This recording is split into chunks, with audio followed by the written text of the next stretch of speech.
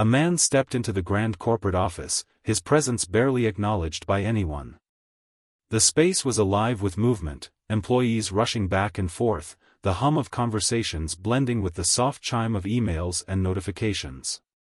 He took a deep breath, his eyes scanning the floor, watching, observing.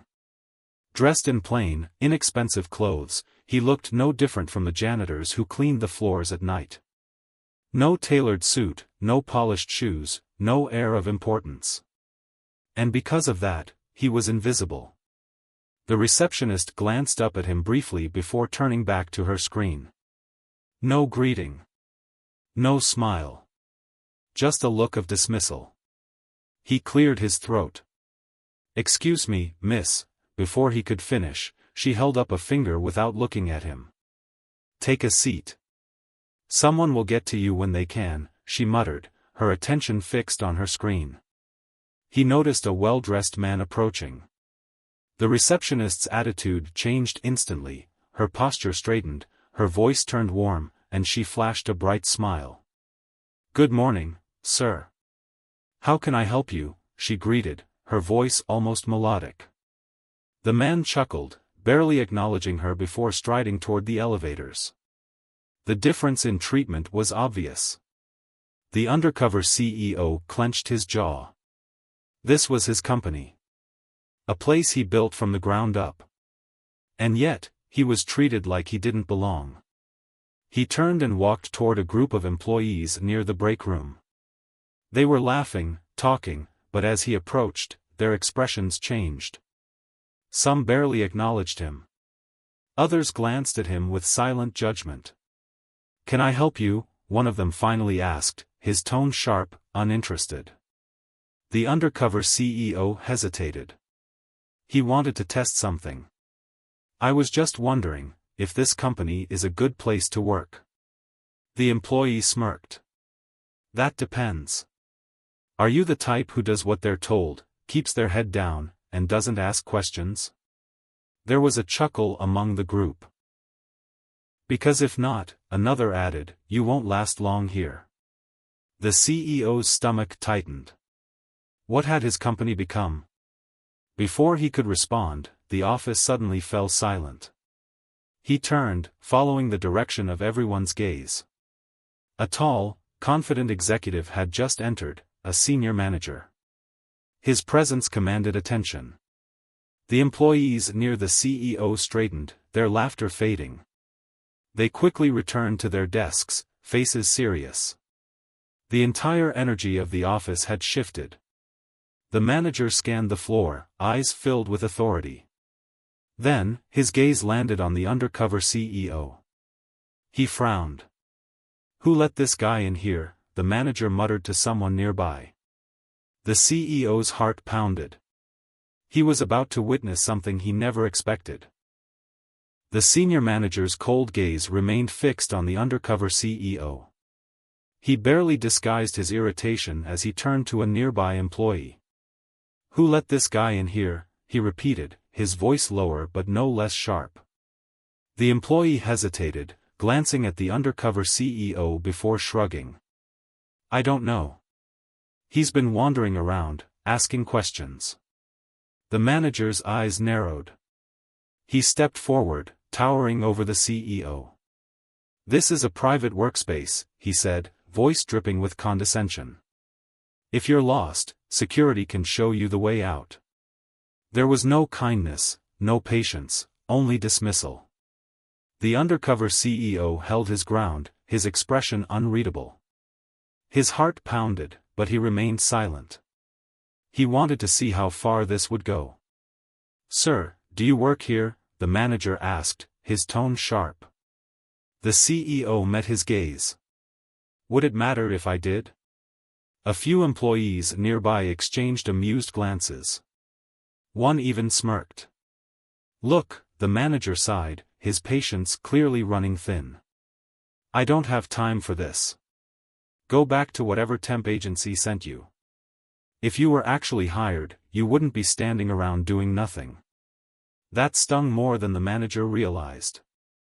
The CEO's stomach twisted. He had built this company from nothing.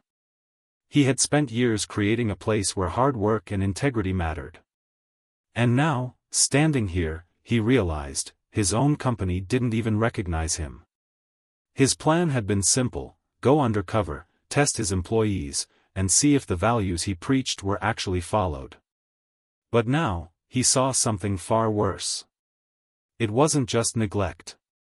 It wasn't just a lack of professionalism. There was arrogance, corruption, a culture of fear. And the very people he trusted to run his company were the ones responsible. The manager took a step closer. "I'm going to call security." A flicker of amusement flashed in the CEO's eyes. Security? In his own company? Before he could respond, a desperate voice interrupted. "Wait. Please." A young employee hurried forward. She looked nervous, hesitant, like she was afraid to speak up. The manager turned, clearly annoyed. "What now?" The woman swallowed hard, her hands clenched at her sides. I think you should hear him out." The manager scoffed. "And why is that?" She hesitated, looking at the undercover CEO.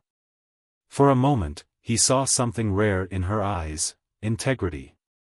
"I don't know," she admitted. "But I feel like we'll regret it if we don't." A tense silence followed.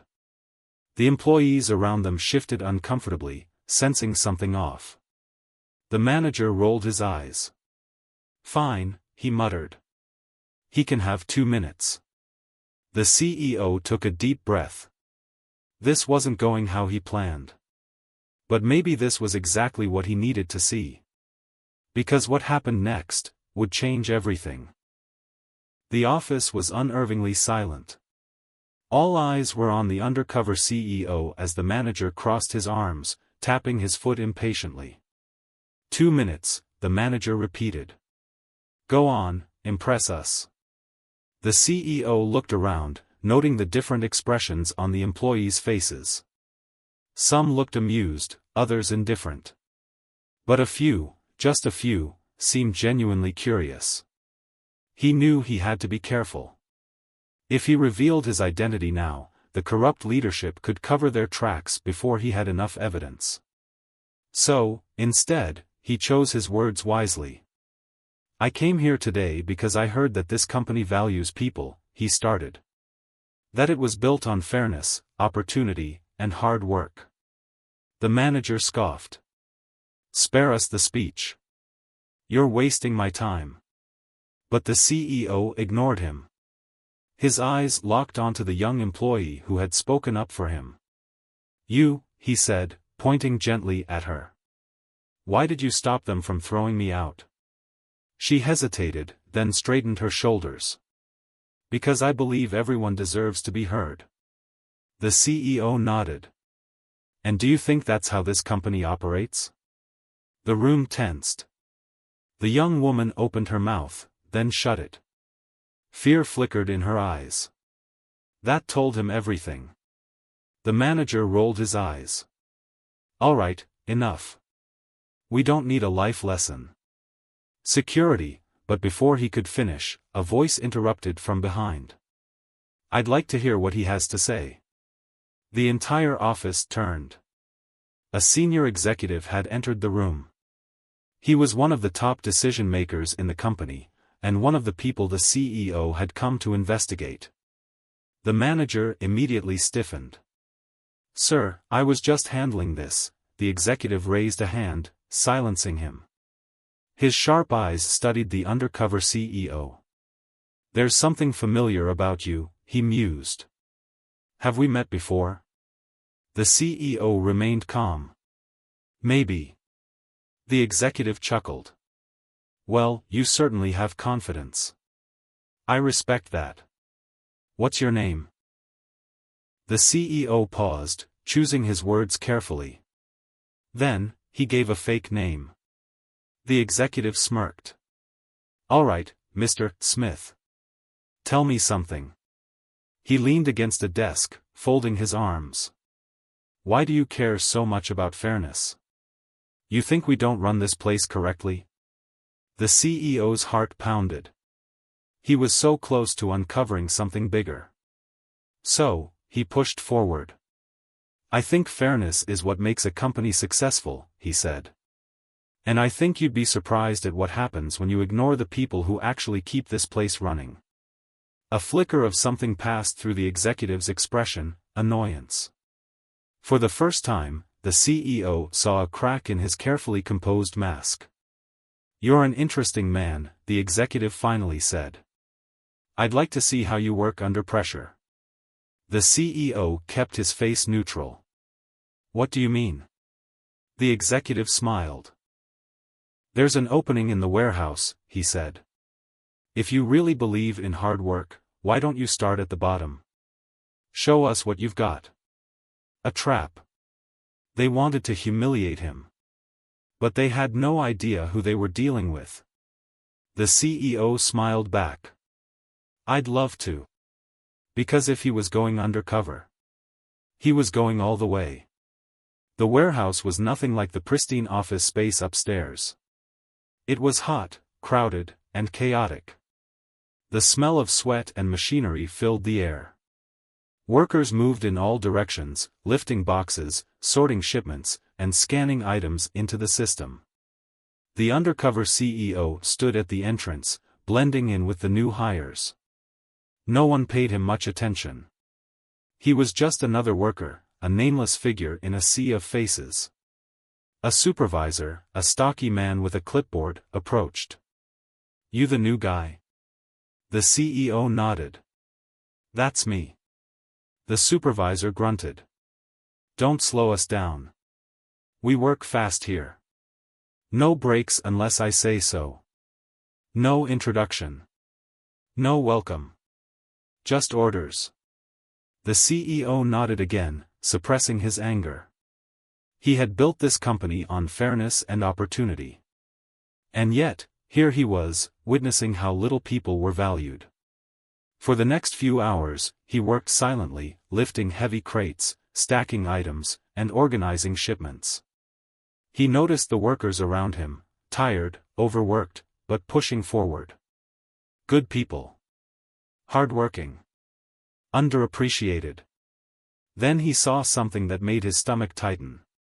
A young worker, barely in his 20s, struggled to lift a heavy box. His arms shook as he tried to balance it. Hey, be careful, the CEO said instinctively, stepping forward. But before he could help, the supervisor shoved the worker forward. Move faster. We don't have all day. The worker stumbled, barely catching himself before the box crashed to the floor. The CEO clenched his fists. That was too much. He turned to the supervisor. Hey. That wasn't necessary. The man scoffed, looking him up and down. You got a problem? The CEO took a breath, forcing himself to stay calm. I think pushing workers around isn't exactly professional. The warehouse fell silent. Workers nearby stopped what they were doing, their eyes flicking toward the scene. The supervisor grinned. He saw this as a challenge. You think you know how to run things, huh? He stepped closer, his chest puffed out. You're new here. Maybe you should keep your mouth shut. The CEO's heart pounded. He could end this man's career with a single word. But he wasn't ready to reveal himself just yet. Instead, he took a step forward. His voice calm, but firm. I just think respect goes both ways, he said. A company is only as strong as its workers. The supervisor's smirk faltered. He hadn't expected a challenge. Before he could respond, another voice cut in. He's right. The young worker, the one who had almost dropped the box, stood up straighter. We work hard every day. But all we get is yelling and pressure.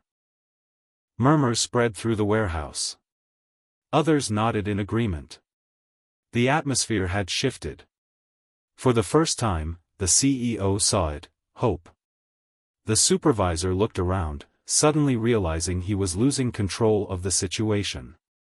His face darkened. "You don't like the way things are? Fine." He pointed at the CEO. "Then prove you're better. I challenge you to a work-off." The CEO raised an eyebrow. "A what?" The supervisor sneered. "Let's see if you can work harder than me. If you win, I'll ease up. But if I win, you shut up and do what you're told." The workers held their breath. The CEO stared at the man. A test. A challenge. He wasn't afraid of hard work. He built this company with his own 2 hands. So, he smiled. "You're on." The challenge was set. Word spread fast through the warehouse. The new guy was going head-to-head with the supervisor in a work-off. Some workers whispered that it was a suicide mission. Others watched with cautious hope. The undercover CEO simply rolled up his sleeves. He wasn't here to lose. The supervisor smirked, cracking his knuckles. "All right, here's the deal. First one to move and stack 20 heavy crates wins. No breaks, no help." The CEO glanced at the crates, massive, metal-framed boxes stacked to the ceiling. They weighed at least 100 pounds each. "No problem." The warehouse timer beeped. The challenge had begun. The supervisor lunged first, grabbing a crate and throwing it onto a pallet. His movements were rough but fast. He worked with power, not precision. The CEO, on the other hand, took a different approach. He lifted his first crate with firm control, carrying it smoothly across the floor. His form was steady, his breathing calculated. Efficiency over speed. 5 minutes in, the supervisor was ahead, but barely. He smirked, wiping sweat from his forehead. "You're slow, old man." The CEO said nothing. He was just getting started. By crate 10, the difference began to show. The supervisor was slowing down. His breathing was ragged, his arms shaking from exhaustion. He tried to keep his lead, but his movements were sloppy. He dropped a crate, nearly crushing his foot. The CEO? He was just as steady as when he started. No wasted energy, no unnecessary movements. By crate 15, the warehouse workers started cheering. At first, it was just murmurs. But soon, it became louder. "Come on, new guy. You got this."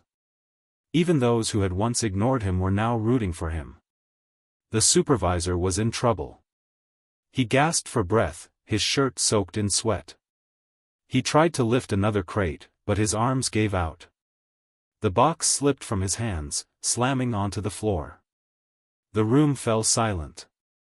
The CEO didn't stop. He grabbed his final crate and carried it across the floor. Calm. Controlled. Effortless. With a final thud, he stacked it perfectly on top. The timer beeped. He had won. The warehouse erupted in cheers. Workers clapped, some whistling in approval. The energy in the room had completely shifted. The CEO turned to the supervisor. The man was bent over, gasping for air, humiliated. The CEO wiped the sweat from his brow and gave a small, knowing smile. "Respect goes both ways," he said quietly. "Remember that."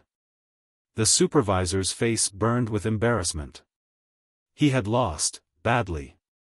The warehouse workers weren't afraid anymore. They had seen something. For the first time in a long while, they realized, maybe things could change. But just as the CEO turned away, a voice rang out. "Impressive." The workers turned. Standing at the entrance of the warehouse was the senior executive.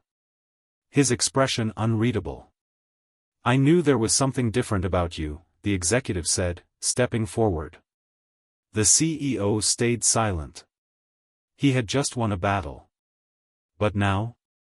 The real war was about to begin. The cheers in the warehouse faded as the senior executive stepped forward. His sharp eyes scanned the scene, the exhausted supervisor, the cheering workers, and the crates stacked perfectly by the undercover CEO. A slow smirk spread across his face. "Quite the performance," the executive said, clapping his hands lightly. "I must admit, I'm impressed." The CEO remained silent, wiping his hands on his pants. He wasn't sure if the executive was praising him or mocking him. The executive took a few steps closer. The workers instinctively stiffened. The power he held over them was clear. "Tell me," the executive continued, eyeing the CEO. "Where did you learn to work like that?" The CEO met his gaze. "Experience." The executive chuckled. "Is that so?" His eyes darkened slightly. "Well, I have a proposition for you." The workers exchanged nervous glances. The CEO folded his arms. "I'm listening." The executive smiled, but it didn't reach his eyes. Something was off. "You've proven yourself to be capable," he said. "And I like capable men." The warehouse remained silent. "I'm offering you a promotion," the executive continued. "Management. An office. A seat at the table." Murmurs rippled through the workers. This kind of offer never happened. The undercover CEO remained calm. He knew this wasn't a reward. This was a test. If he accepted too easily, they'd suspect him. If he refused, they'd question why. So, he played along. "That's a big jump," he said carefully. "Why me?" The executive smirked. "Because I see potential." Lies. The CEO could see it in his eyes. This wasn't about rewarding hard work. It was about control. They wanted him closer. They wanted to keep an eye on him. A risky move, but also an opportunity. From inside, he could uncover everything. He took a slow breath. Then, he extended his hand. "I accept." The executive grinned and shook his hand. But the CEO didn't miss the way his grip tightened, like a warning. "Good choice," the executive said. Then he turned to the workers. "Now, get back to work." Just like that, the energy in the room shifted. The workers hesitated, their earlier excitement fading. The moment of hope was gone. The executive glanced at the supervisor, who was still recovering from his humiliating loss, and gave him a disgusted look. "Pathetic," he muttered before walking away. The CEO watched him go. He had won a battle. But now, he was walking straight into the lion's den. Whatever corruption was happening in this company, he was about to see it up close. And they had no idea who they just let in. The corporate office was a world away from the warehouse. The moment the undercover CEO stepped inside, he felt it, the arrogance, the wealth, the quiet corruption that thrived behind polished glass doors. The executive led him through the halls, passing by employees who barely glanced at them. Here, only power mattered. The CEO kept his expression neutral, but inside, he was watching everything. Every whispered conversation. Every nervous glance. Every locked door. He was getting closer. "Your new office," the executive finally said, stopping in front of a frosted glass door. The CEO stepped inside. It was luxurious. A large mahogany desk, a leather chair, and a view of the city skyline. It was meant to impress him. Meant to make him feel like he belonged. The executive leaned against the doorframe. "I assume you'll be grateful for this opportunity?" The CEO turned, studying him carefully. He had learned something over the years: corrupt men always tested loyalty. So, he played the game. "I'll prove I deserve it," the CEO said. The executive smirked. Satisfied. "Good. Because loyalty is everything here, he said, his tone dropping slightly. And if you betray it, the unspoken threat hung in the air. The CEO simply nodded. Understood. The executive studied him for a moment longer, then straightened. I'll be in touch. As soon as the door shut behind him, the CEO's entire demeanor changed. This was it. From this office, he could dig deeper. He opened the drawers, nothing useful. Checked the computer, restricted access. They weren't stupid. Then he noticed something. A small paper folder, tucked away in the corner of the desk. He opened it. His stomach tightened. Inside were financial records. At first glance, they seemed normal. But something was off. Numbers didn't match. Some transactions were hidden. Someone was stealing from the company. But before he could examine further, a voice echoed from the hallway. We have a problem. The CEO froze. Through the glass, he saw two executives talking in hushed voices. The board is asking questions, one of them muttered. They're starting to notice the missing funds. The other executive swore under his breath. Then we bury it. Make someone else take the fall. The CEO's blood ran cold. They weren't just stealing. They were framing someone for it. And if he didn't act fast, that someone might be him. The CEO's grip tightened around the financial records in his hand. This wasn't just corruption, it was a cover-up. They weren't just stealing money. They were preparing to frame someone else for it. And now that he had been brought into the executive circle, there was only one logical target. Him. Through the glass office wall, he watched the two executives continue their hushed conversation. We need to act fast, one of them muttered. Before the board digs any deeper. The other nodded. We'll pin it on the new guy. The CEO's heart pounded. They had already decided. They thought he was just another ambitious worker, hungry for success, someone eager to play along. But they had no idea who they were dealing with. He needed to act before they did. That night, after most employees had left, the CEO stayed behind. Using his limited access, he scanned through the company's internal files. Most records were locked behind restricted accounts, but he had built this company himself. He knew how to dig deeper. After minutes of searching, he found what he needed. A hidden account. Money transferred into it every month, millions siphoned away over time. And then he saw the final piece of the puzzle. A forged document. His fake signature. They had already framed him. A wave of fury rolled through him. He had trusted these people to run his company with integrity. And instead, they had turned it into a machine of greed and betrayal. But if they thought he was just going to sit back and let them destroy him, they were dead wrong. The next morning, the CEO walked into the office, calm but focused. The executives greeted him with fake smiles. One of them clapped a hand on his shoulder. You're settling in well, I hope. The CEO smiled back. Couldn't be better. He played along. Let them believe he was clueless. Let them think they still had control. But behind that polite smile, his plan had already begun. By the time they realized what was happening, it would be too late. Because by the end of the day, he wasn't just going to expose them. He was going to bring down every corrupt executive in this company.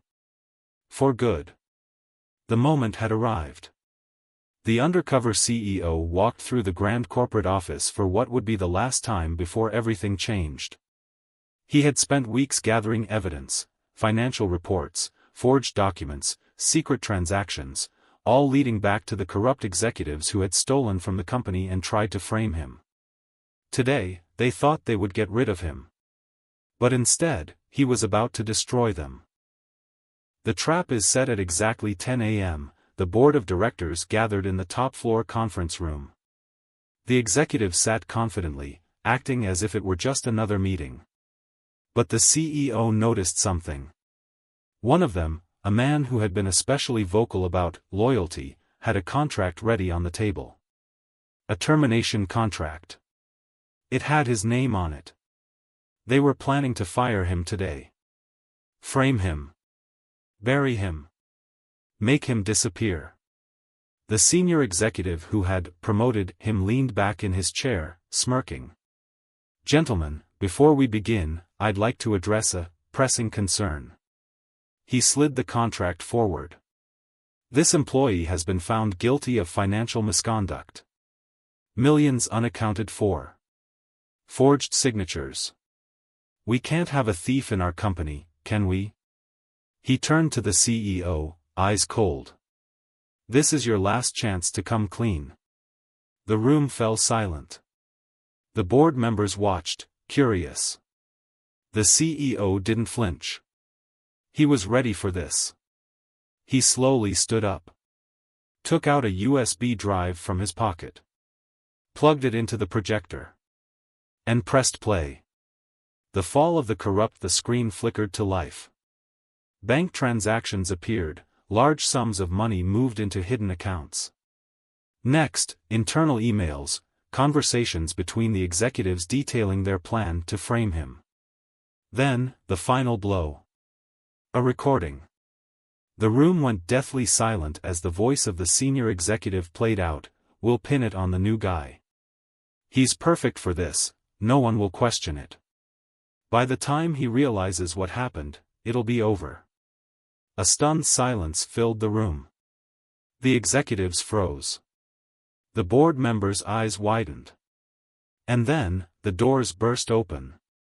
Security. Lawyers. Investigators. They had seen everything. The trap had been reversed.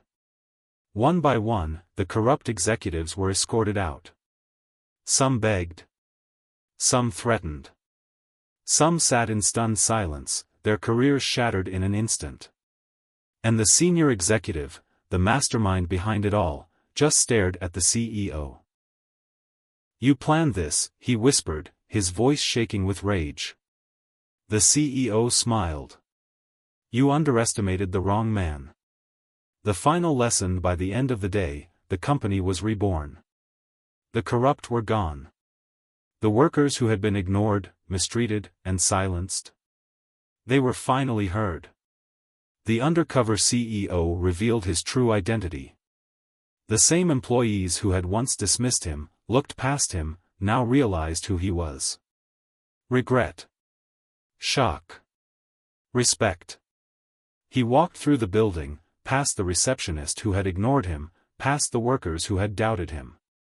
And then, he turned to address the employees. His voice was calm. Certain. "I built this company on hard work, respect, and integrity." He looked around. But somewhere along the way, we lost that. A pause. No more. The room erupted in applause. The company had changed forever. And as the CEO stepped out of his office for the first time in his true identity, he left behind a lesson they would never forget: power isn't in the suit you wear. It's in the integrity you carry.